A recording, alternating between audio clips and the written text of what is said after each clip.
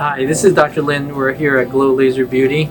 Today what we're doing is we're doing our hair restoration hair transplant case. We're using a robotic machine that can analyze the hair follicles to identify appropriate hair follicles for us to harvest.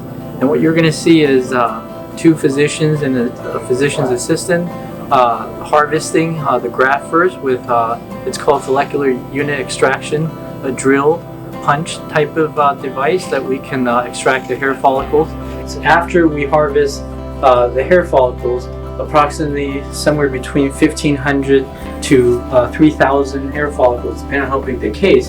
Once we extract it from that machine, then it comes to this lab where we have technicians, nurses, and staff that would dissect the hair follicles as well as sort them out so we can count them, as well as separate the 1 hair follicle, 2 hair follicle, and 3 hair follicle, different types of hair follicles, so we can implant them in different areas.